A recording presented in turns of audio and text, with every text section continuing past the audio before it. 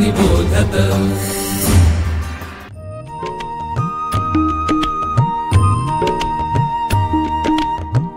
विवेकी अक्षर विवेकी लेखन सुश्राव्य वाचन श्रवणार्थ चरित्रे संस्कारी धीरवीर गाथा रम्य बालकथा अनुभवा अमृताचे शब्द थोर आणि सान सगळ्यांचे कान आनंदावे चालता बोलता ऐकावे पहावे ज्ञानी होत जावे सहजची।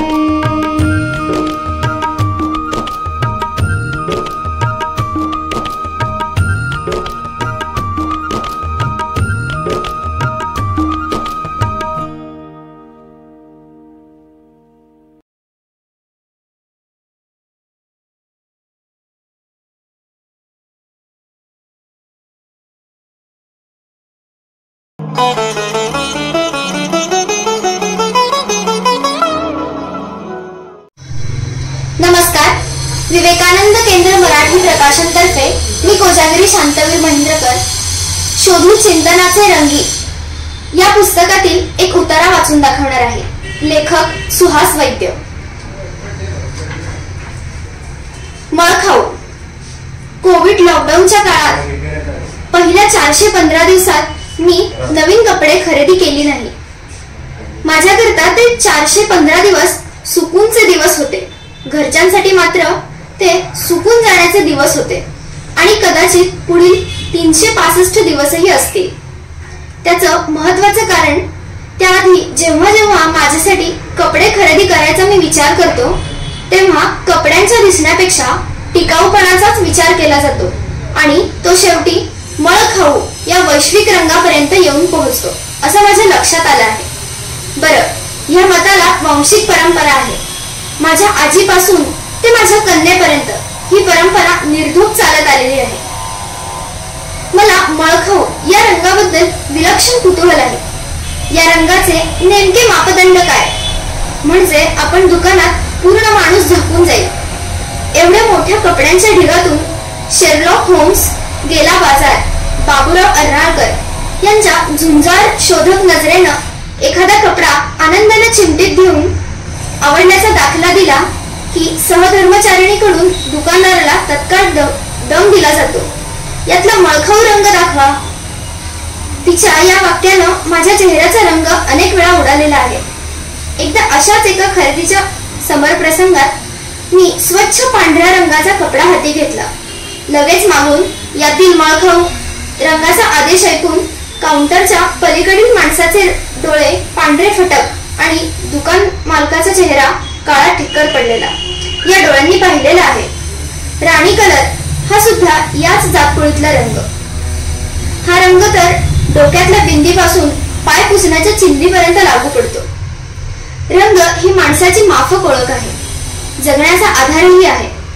रंग नसतील तर हे जग कसं दिसलं असतं?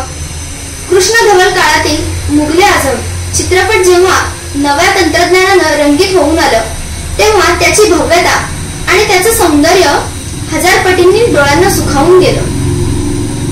शेवटी सौंदर्य हे पाहणाऱ्याच्याच दृष्टीत असतं। हे खरं असलं तरी त्याला सप्तरंगांची झालर असतेच, ती कधी दृश्य असते किंवा अदृश्य असते। श्यामची आई हा असाच कृष्णधवल चित्रपट, पण तो पाहताना जीवनाचे अनेक रंग त्यात दिसतात। आजही जेव्हा हा चित्रपट पाहतो तेव्हा जीवनाच्या वेगवेगळ्या रंगांच्या छटा अनुभवायला मिळतात। आपल्याला नुसती तालीम चालत नाही, ती रंगीत तालीम असावी लागते। मैफिलीचा आनंद तेव्हाच काळजापर्यंत पोहोचतो जेव्हा तिला काही रंग चढतो। त्यामुळे श्रेष्ठ मराठी गझलकार सुरेश भट त्यांच्या रंग माझा वेगळा या गझल संग्रहात लिहून जातात। रंगुनी रंगात साऱ्या रंग माझा वेगळा, गुंतुनी गुंत्यात साऱ्या पाय माझा मोकळा। या कवितेवर प्रतिक्रिया देताना पुलं म्हणतात की यातून कवीच्या रंगांचं नाही तर निरनिराळ्या अंतरंगांचं दर्शन झालं। माणसाची नुसती ओळख ही कागदावर फराटे मारायला शिकवते, पण त्याचबरोबर होणारी अंतरंगांची ओळख ही माणसातील देवत्वाचा साक्षात्कार घडवून आणते.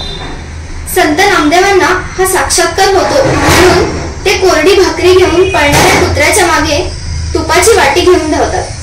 ही अंतरंगांची ओळख ज्ञानोबा माऊलींना बैसले शेजारी गोविंदाचे ही अनुभूती देऊन जाते आणि संत गोरा कुंभाराच्या मडक्याच्या जळत्या भट्टीतून मांजरीच्या पिल्लांना जिवंत बाहेर काढते.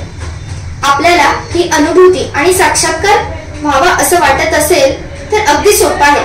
फक्त आपल्यातल्या अंतरंगात श्रीरंग बसलेला असावा. धन्यवाद.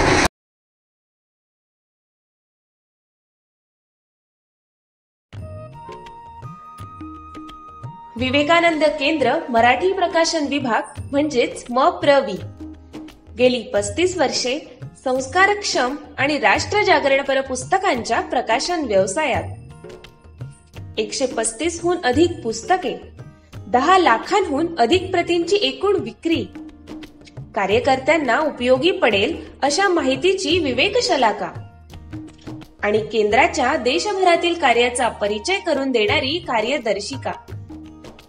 संपर्क अश्विनी हाइट्स, पहिला मजला, ग्राहक पेठेजवळ, टिळक रोड, पुणे 30. संपर्क क्रमांक 9881061686.